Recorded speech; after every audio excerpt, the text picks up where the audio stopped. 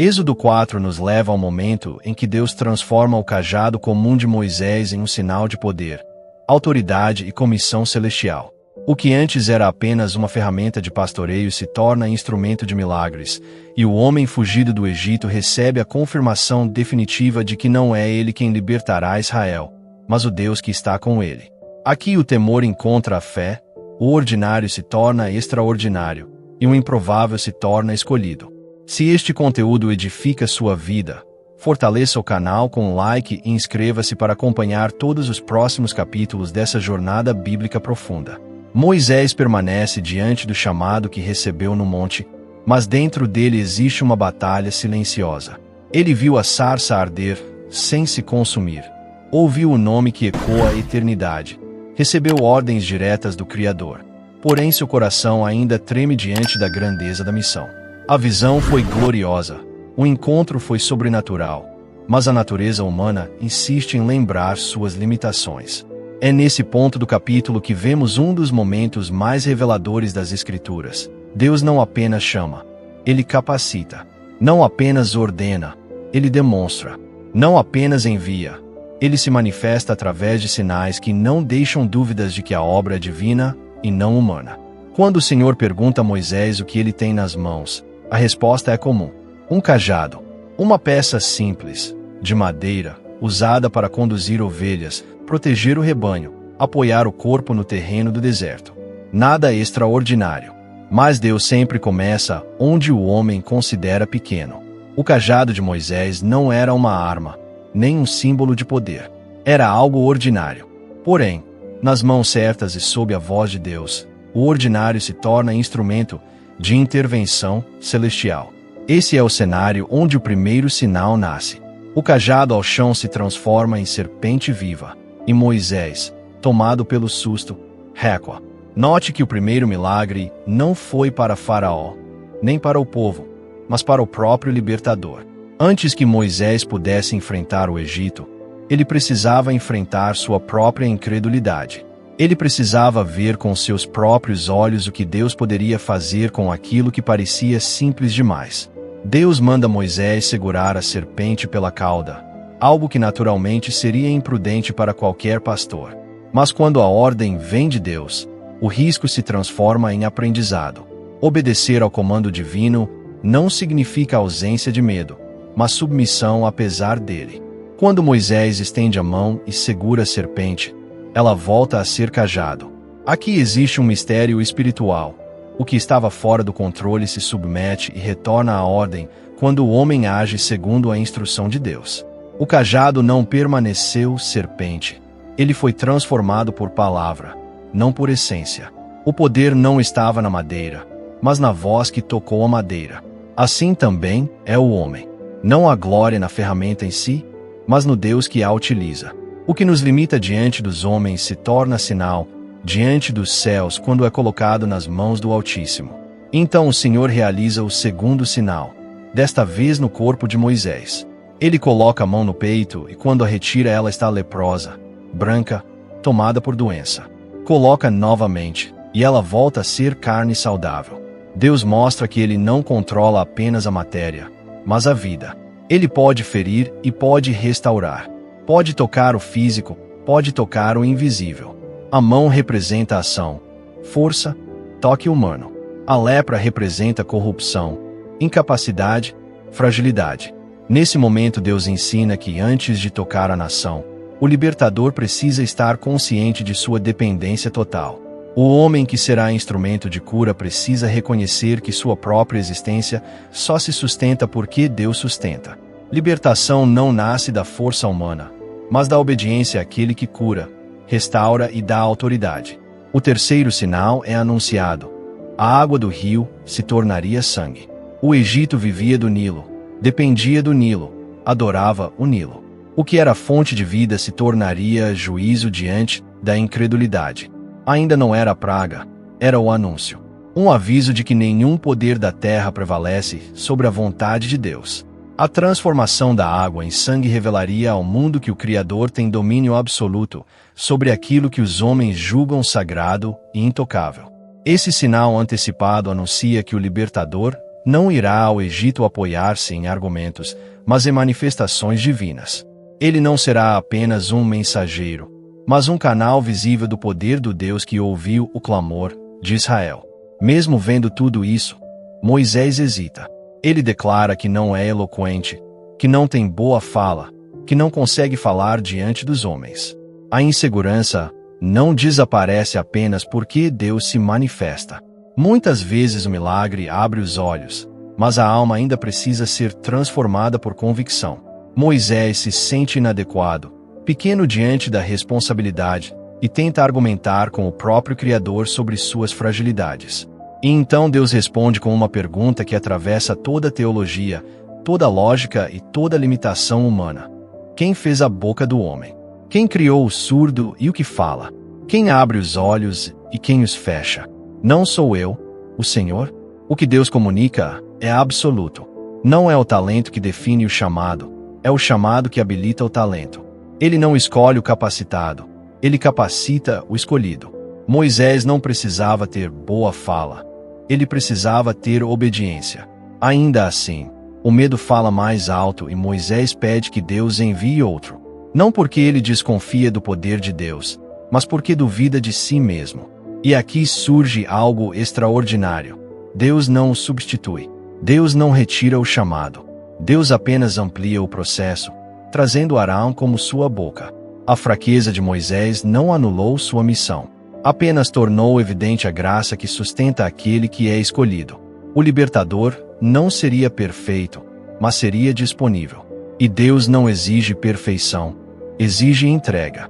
Moisés, então, pega o cajado novamente. Mas agora não é o mesmo cajado. Ele continua madeira, mas agora carrega significado.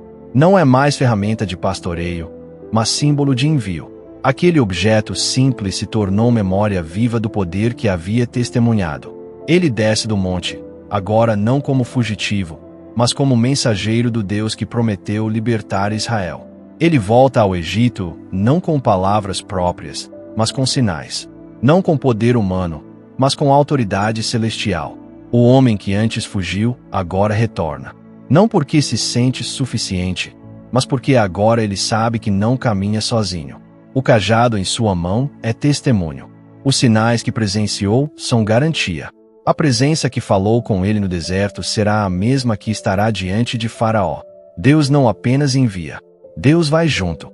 Quando Moisés retorna para junto de Jetro, seu sogro, ele não revela plenamente o peso do que havia recebido no monte.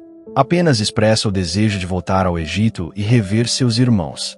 Há uma sabedoria silenciosa nesse momento, pois há coisas que Deus revela no íntimo e que, até amadurecerem no espírito, não podem ser explicadas de forma natural.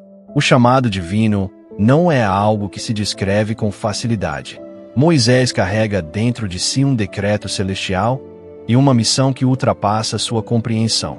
Ele sabe que está sendo enviado, mas ainda não entende o tamanho da obra que o aguarda. Ao receber permissão de Jetro para partir, vemos como Deus organiza os cenários para cumprir seus planos. O libertador não sai fugido, sai enviado. Não abandona seu lugar sem honra, parte com bênção. Deus não prepara apenas o espiritual, ele alinha o terreno. Enquanto Moisés viaja de volta ao Egito, o Senhor fala com ele novamente, declarando que os homens que buscavam sua vida já não existem. O passado que o aprisionava foi encerrado. A culpa que o perseguia não tem mais voz. O Deus que chama também resolve pendências que impedem o avanço. Moisés não é mais fugitivo, ele agora é profeta. Não volta como condenado, mas como escolhido. Sua história, que antes terminava em fuga, agora recomeça como missão. O homem que se escondeu do Egito agora recebe ordem para confrontá-lo. Deus reforça a Moisés que, ao chegar diante de Faraó, ele deverá realizar todos os sinais que recebeu. Não um ou dois, mas todos. O Egito não será persuadido por argumentos, mas por demonstrações do poder de Deus. Porém, nesse ponto surge uma revelação profunda. Deus afirma que endurecerá o coração de Faraó. Essa declaração levanta um mistério que atravessa séculos de interpretação. Se Deus irá endurecer o coração do rei, Então, por que exigir que Moisés o convença? Por que enviar sinais se a resistência já está decretada? Aqui está a profundidade. O endurecimento não tem o objetivo de impedir a libertação, mas de amplificar o testemunho da glória. Faraó será a resistência para que os milagres se tornem ainda maiores. O Egito será obstáculo para que o poder se revele mais intensamente. Às vezes, Deus permite oposição porque não quer realizar apenas libertação. Quer realizar libertação com glória manifesta. Deus instrui Moisés a dizer ao rei que Israel é seu filho primogênito. Essa linguagem é paternal, afetiva, íntima. Deus não chama Israel de povo apenas, mas de filho. E não qualquer filho, mas primogênito, posição de honra, herança e promessa. Faraó não está escravizando uma nação, mas o primogênito do Altíssimo. A batalha que se aproxima não é política, é familiar. O Egito não está prendendo trabalhadores, está tocando na herança de Deus. Por isso o julgamento será inevitável. Se Faraó não liberar o filho do Senhor, o primogênito do Egito será ferido. A troca é direta. A justiça é proporcional. O que o Egito fez com Israel será devolvido com peso dobrado. A narrativa, então, apresenta um momento enigmático que muitos leitores ignoram, mas que carrega enorme significado espiritual. Durante a viagem, o Senhor encontra Moisés e o ameaça de morte. Não por desobediência à missão, mas porque seu filho não havia sido circuncidado. O sinal da aliança dada a Abraão havia sido negligenciado. Antes de Moisés representar o pacto diante do faraó, sua própria casa precisava estar alinhada com esse pacto. Deus não permite que alguém seja porta-voz da aliança, vivendo fora dela. O libertador não pode conduzir um povo à santidade se sua família não estiver consagrada. O chamado exige coerência. Não basta ter um cajado que opera sinais. É preciso ter uma aliança marcada na carne. Esse episódio revela que o ministério não substitui obediência pessoal. A obra não cobre falha de consagração. A responsabilidade espiritual começa dentro de casa. Zípora, percebendo o perigo, realiza a circuncisão e toca os pés de Moisés com o prepúcio, expressando com dureza e dor o custo da obediência. Esse ato, ainda que abrupto, salva a vida do esposo e restaura a aliança familiar. Há momentos em que a promessa depende de decisões rápidas, firmes e espiritualmente violentas. A família de Moisés quase perdeu o destino por causa de um detalhe ignorado. O que parece pequeno diante dos homens é grande diante do céu. A missão só avança quando a casa se submete. A libertação do povo passa primeiro pelo altar doméstico. Então Arão encontra Moisés no deserto, conforme a ordem divina.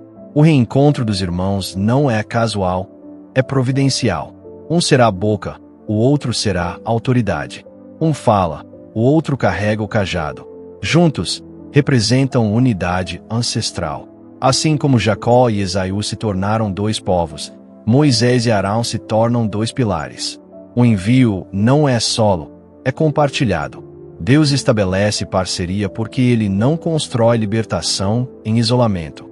Arão será a intérprete, mas Moisés será o eco da vontade divina.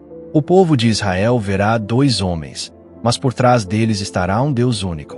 Quando chegam ao Egito, Moisés e Arão reúnem os anciãos, e Arão fala tudo o que Deus havia ordenado. Moisés realiza os sinais diante do povo, e eles creem.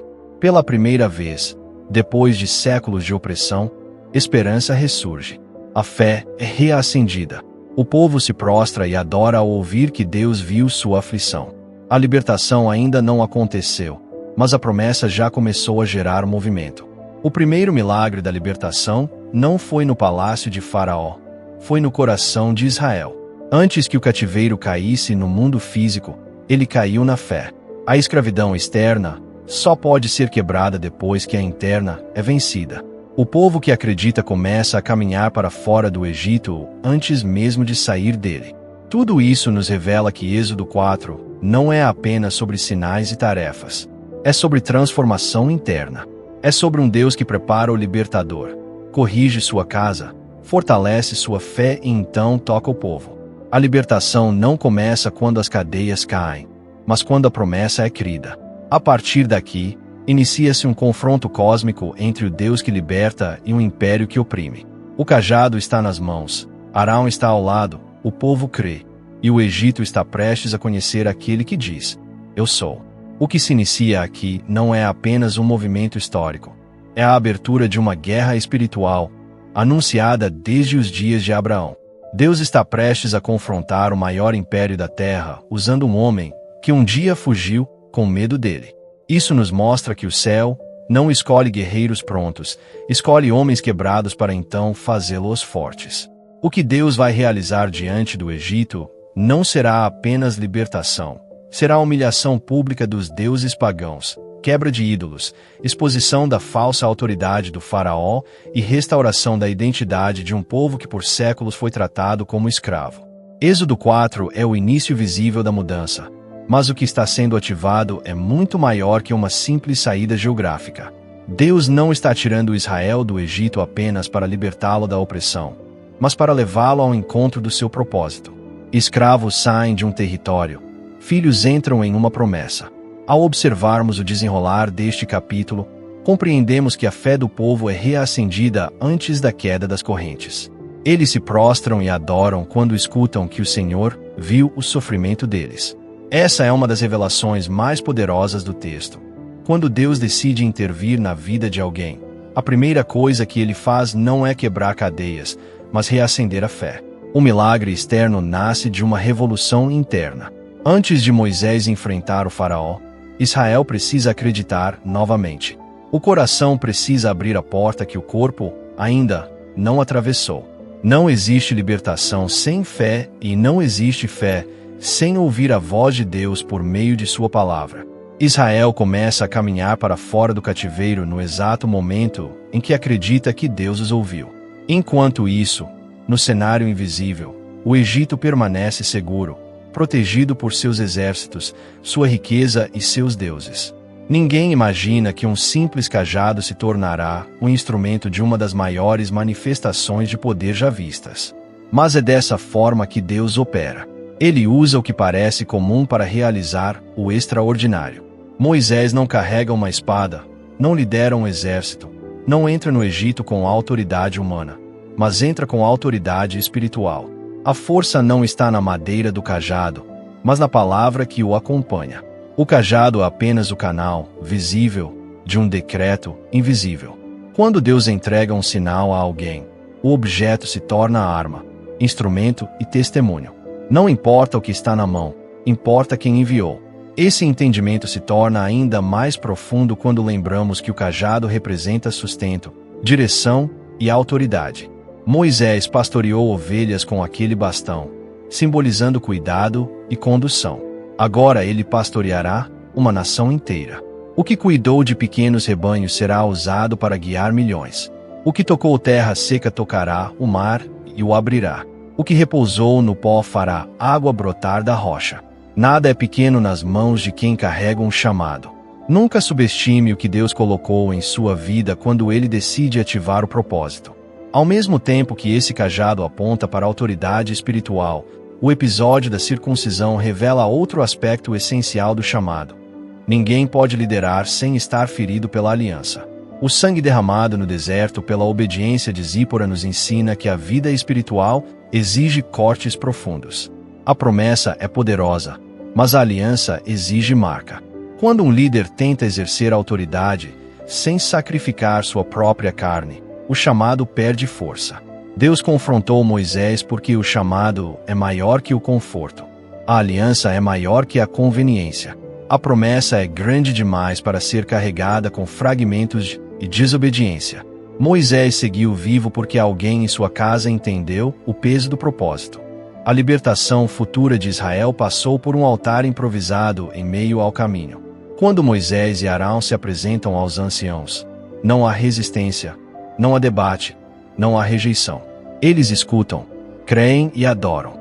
Isso não significa que o povo já entende a profundidade do que está por vir, mas significa que o Espírito de Deus habilita o coração certo no momento exato. A fé inicial dele será testada em breve quando o faraó aumentar o trabalho e endurecer ainda mais o jugo. Mas por agora, o coração desperta. O avivamento não é quando o milagre acontece, mas quando o povo crê que ele pode acontecer. A adoração aqui é o primeiro sinal do êxodo acontecendo dentro do Espírito. Existe ainda outra revelação a ser destacada. Deus diz a Moisés que Faraó não deixará Israel ir facilmente. Isso mostra que o propósito não é realizado sem resistência. Toda missão divina enfrenta oposição. Quanto maior a promessa, maior o confronto. O Egito não perdeu escravos por falta de força, mas porque Deus decidiu intervir. Mas antes da queda, haverá endurecimento. Antes do milagre, haverá conflito. Antes do avanço, haverá pressão. O coração de Faraó se tornará pedra para que Deus seja conhecido como rocha eterna. Se o governador da maior potência do mundo cedesse de imediato, o nome de Deus seria lembrado por um ato comum. Mas ao resistir, Faraó se torna palco do impossível. Sua teimosia será a estrada onde as pragas caminharão. Sua arrogância será o livro escrito com sangue e juízo para todas as gerações. A questão profunda é que Deus poderia libertar Israel imediatamente, mas escolhe fazer passo a passo para revelar sua glória com intensidade crescente. A libertação é um processo pedagógico. O povo verá águas se moverem, céus se abrirem, animais surgirem, luz e trevas se dividirem, morte e vida se alternarem. Tudo isso para ensinar a uma geração escravizada quem é o Deus que o chama. Milagre não é apenas socorro, é instrução. Deus não quer apenas tirar Israel do Egito. Ele quer ensinar quem ele é no caminho. A promessa sem revelação gera rebeldia. A revelação sem promessa gera desânimo. Deus dá as duas. Êxodo 4 termina com Israel curvado em adoração. E toda vez que o povo se inclina, o céu se ergue. É o prelúdio da batalha. O primeiro movimento visível da libertação. O Deus que viu, ouviu e desceu para libertar agora coloca seus pés sobre a terra. O cajado foi ativado. Arão está posicionado. A fé reacendeu. O Egito será confrontado. O que virá a seguir não será apenas histórico, mas eterno. Uma guerra entre o Deus vivo e o sistema que escraviza.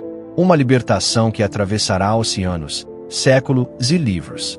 Um plano que ecoará até Cristo, o verdadeiro libertador. O capítulo encerra com o povo em expectativa e o céu em movimento.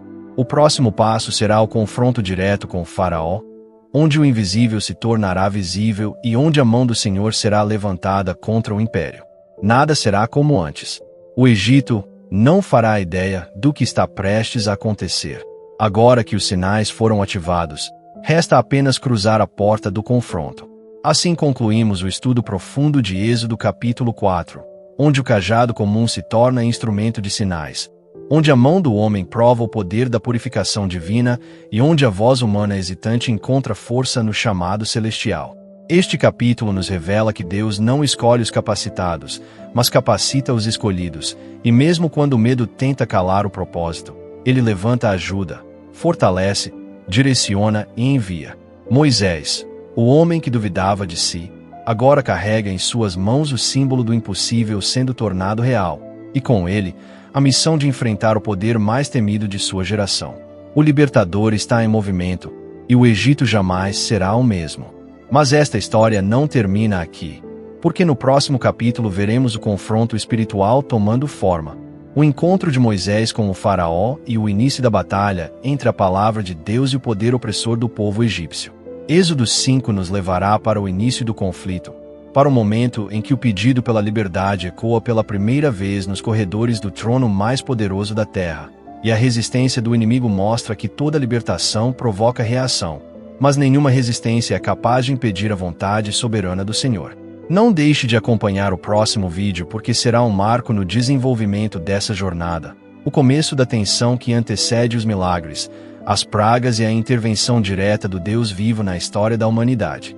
Se esta mensagem tocou seu coração, se algo aqui falou com sua fé, compartilhe este estudo, se inscreva no canal para não perder o próximo capítulo e caminhe conosco livro por livro, capítulo por capítulo, mergulhando nos segredos, nas revelações e na força espiritual que a palavra de Deus carrega.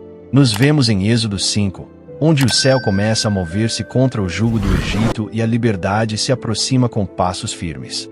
Deus abençoe e até o próximo vídeo.